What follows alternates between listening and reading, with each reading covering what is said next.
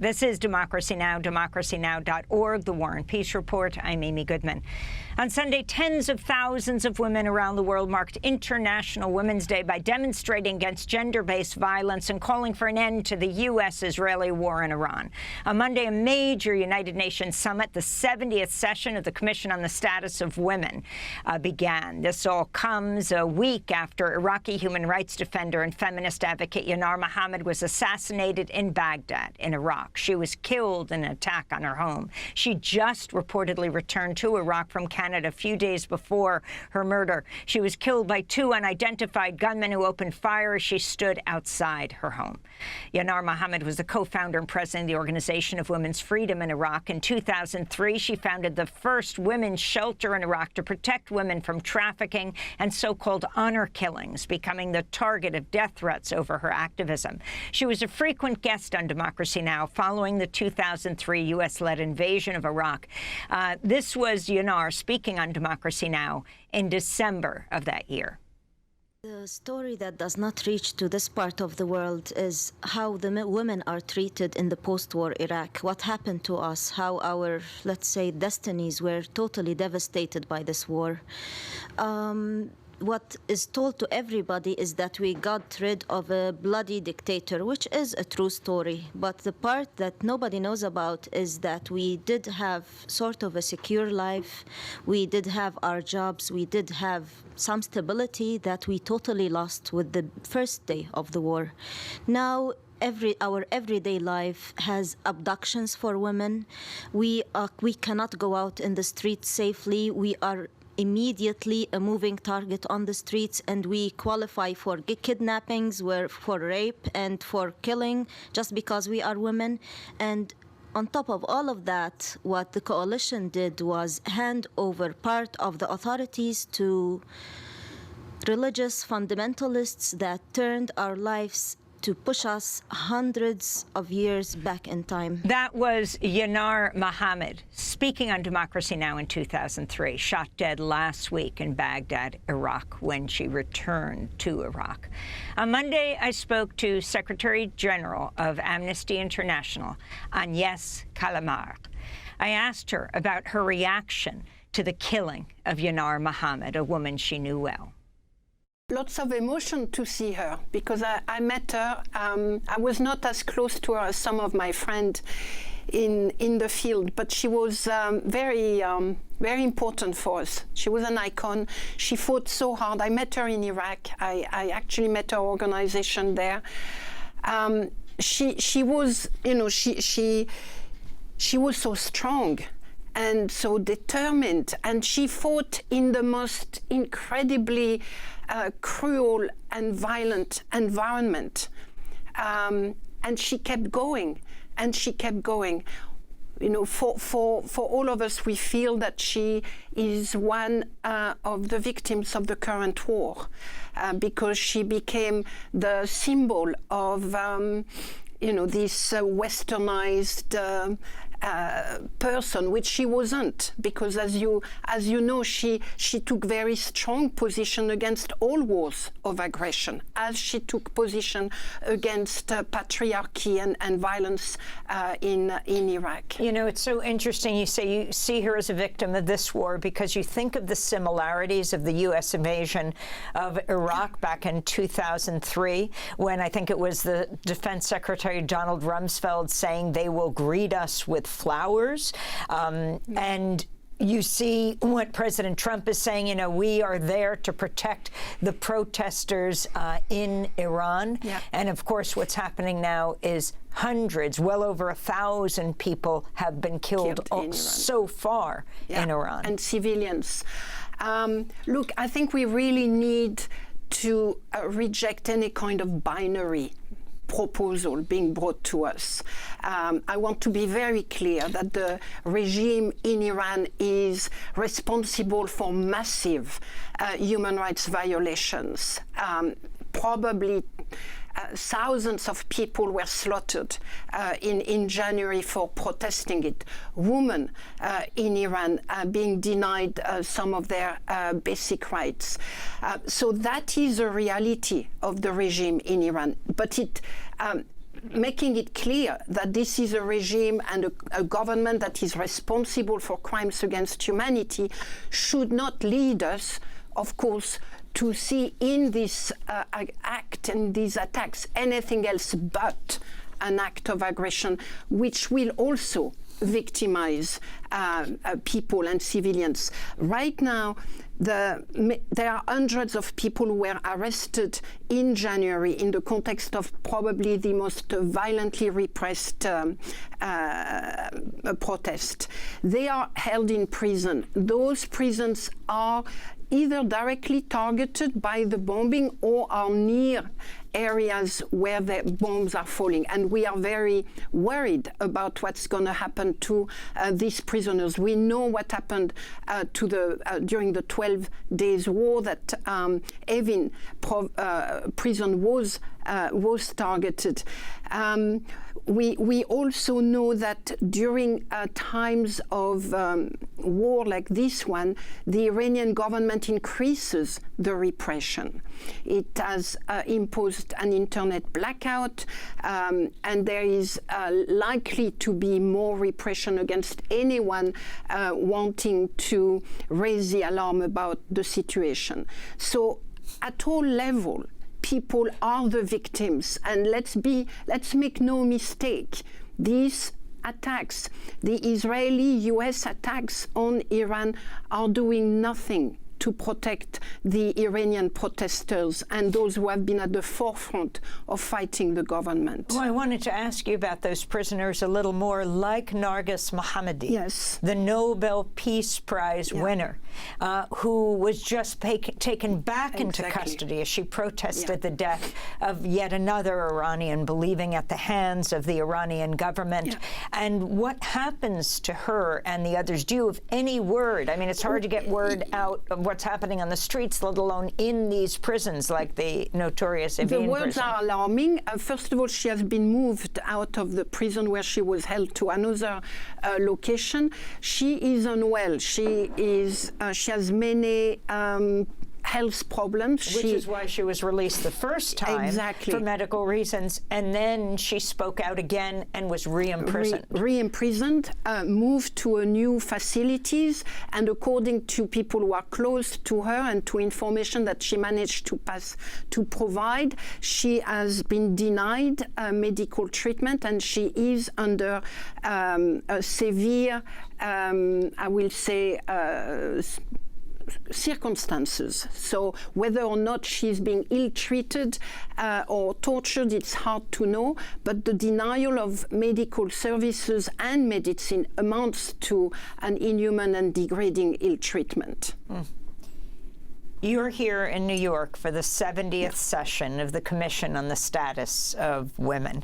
Women around the world are fighting for gender justice, which is so much under attack.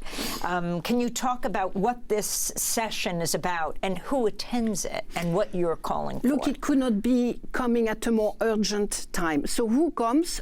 First and foremost, those who can get a visa. So let me be very clear that it will be a smaller commission on the status of women, because either people are afraid of coming to the United States or are not getting visas. It is a privileged few, like people like me, who are making it to the Commission this year. Well, wait, just one second. Can you explain this? Because I think a lot of people in this country may not understand the level of denial of visas of people from around the world. And here, the United Nations is. And there's a whole question of whether it will be pulled from New York and brought to another country because of these restrictions. As you know, the Trump administration has basically imposed visa vetoes on a large number of countries, mostly in Africa. So anyone coming out of these countries cannot get a visa to enter the United States, and it is most of Africa. So already you are denying a large number of advocates and activists access to the United States. We cannot minimize the fact that for many activists, the United States is becoming a scary place to come to. So in addition to the fact that they cannot get visa, for whatever reason, including that the fact that they originate from a country from which there is no visa, a number of them are not coming for fear. Fear of ICE, fear of being targeted, fear of being arrested, fear, just fear. Why would you put yourself into such a situation when you don't have to? So the first thing to say about the Commission this year is that it is going to be smaller in terms of the number of people or in terms of the number of diverse people coming from around the world. That being said, it is a crucially important commission. It's coming at a peak, the peak of the war against women, the war against gender. It is, I'm using the word war because it is coordinated, it is organized, it is well-funded, it has its national component, and it has its international component. Internationally, every CSW, every commission, there is a statement that is being released. Usually, it is released with consensus. So far this year, consensus seems very unlikely. And a number of countries are using the environment and the fact that they are being emboldened by the Trump administration to argue over language, particularly in relation to gender rights, in relation to reproductive rights, in relation to women's human rights defenders. They are trying to eliminate such language or to weaken it. Of course, there are luckily other countries that are pushing back, but it is a battleground. Those political statements, and that particular political statement is going to be a battleground. It is also happening, CSW, at a time when we've been receiving all this information coming out of the Epstein files. And let's not minimize what it means for our global society. It is an international criminal network that was present at all levels of governments, of finance, of culture, and at heart, it is about violence against women. That is the context within which CSW is taking place. This is why it's so important. This is why we're coming. This is why we're marching. We're rising, and we're saying, no way. We're going to stand up and we're going to say and push back. We're going to resist the onslaught against women's rights and against gender rights. We don't have a choice. We've got to fight and we've got to resist. What about women's rights being used as a pretext to go to war? I remember when the U.S. invaded Afghanistan, the first time the presidential radio address was given over to the First Lady. In that case, it was Laura Bush, the wife of George W. Bush, and she said, "We're coming in to save women."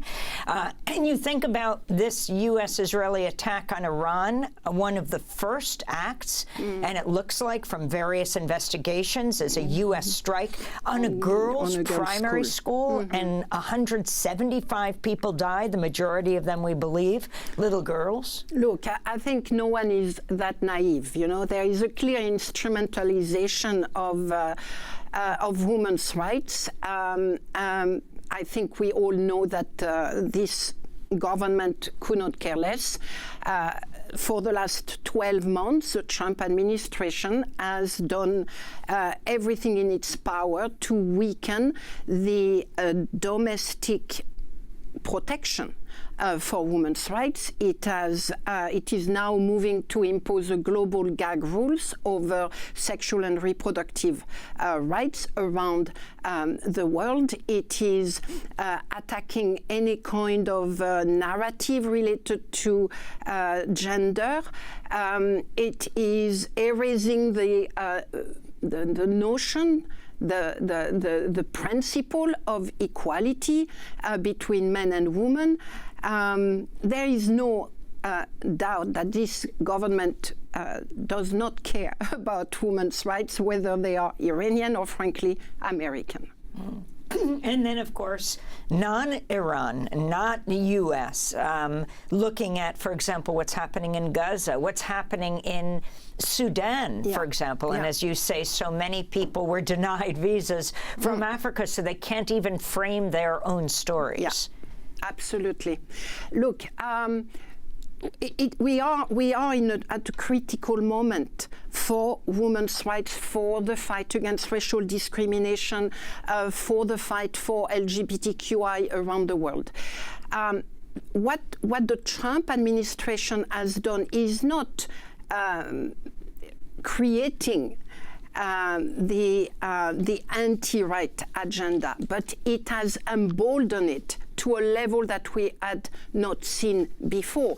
It is using the seeds that have been planted now for a few years, and it is using them for its own advantage and its own purpose, which is to get rid of any kind of normative guardrails around the world, to suggest that the rule-based order that we took 80 years to create, to build, including around women's rights, it is now trying to pretend that this is an illusion and that there is no such thing as a rule-based order. That is what is at stake. And fighting for women's rights, including internationally, is how we demonstrate that the rule-based order is not an illusion, that over the last 80 years, women's activists, feminists, and a number of governments have worked together to adopt a convention for the protection of women against discrimination, for their protection against violence. This is what is at stake right now. And this is why we must resist this organized, coordinated onslaught against women's rights. Before you were Secretary General of Amnesty International, Agnès Callamard, you were a UN Special Rapporteur on extrajudicial summary or arbitrary executions. I want to ask about another UN Rapporteur. I wanted to ask you about Francesca Albanese and what it means when she reports on genocide in Gaza being sanctioned. How investigators like her can get at the truth when they are then personally attacked. Persecuted. It's a form of persecution. It is a clear attempt by this administration to make international scrutiny, international justice a battleground. They went after ICC judges. They went after Francesca, and they went after Palestinian organizations. It is an attack on justice. It is an attack on international scrutiny. It is sending a chilling message to everyone who dare stand up. It is potentially harming the entire international justice system. This is why resistance must be driving all people of conscience right now.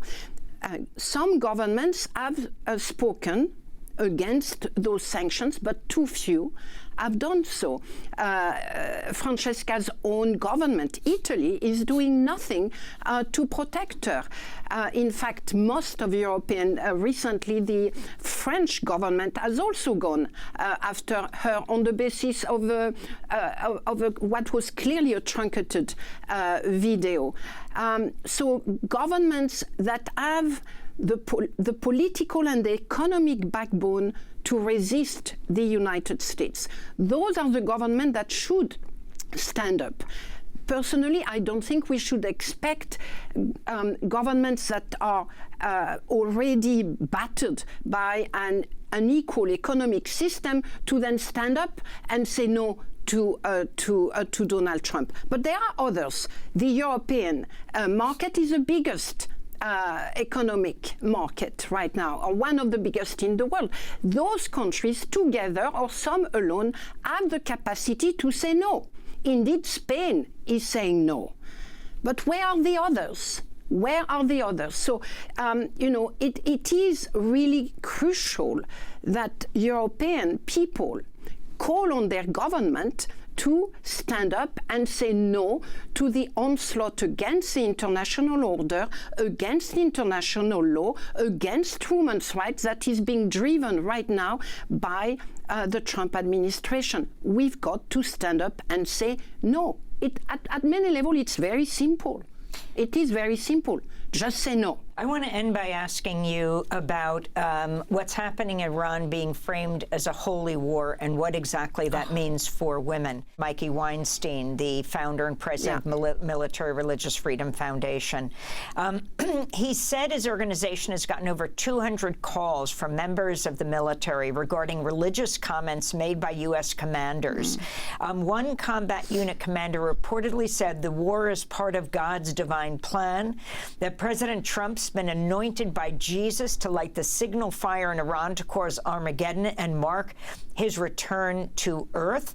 And then you have Defense Secretary Pete Hegseth inviting this controversial Christian nationalist pastor, Doug Wilson, to lead the Pentagon's prayer service. He opposes Muslims holding public office, does not believe women should be allowed to vote. When you have these attacks framed as a holy war, how this disproportionately affects women? Well, first, I want to say that a month ago, during the Munich Security Conference, Marco Rubio, in the speech he delivered, called on an alliance of Christian white people led by the United States. So it has been in the making, this notion of a holy war, Christian war. We also hear it a lot in Israel in a different context. Religion has never been a friend of women's rights. Religion has been the primary driver through which women's rights have been violated, and the violations have been justified in the name of a higher godly principle. So the comments that we are hearing right now, the incredible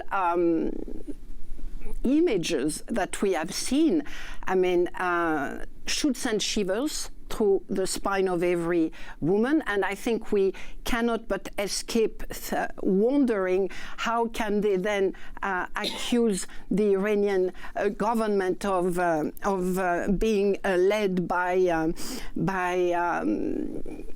God, because clearly that's also what they are trying to portray.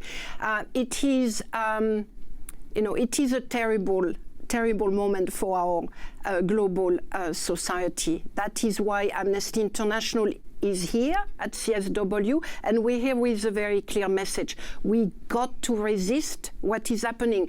Thanks for watching Democracy Now! On YouTube. Subscribe to the channel and turn on notifications to make sure you never miss a video. And for more of our audience-supported journalism, go to democracynow.org, where you can download our news app, sign up for our newsletter, subscribe to the daily podcast, and so much more.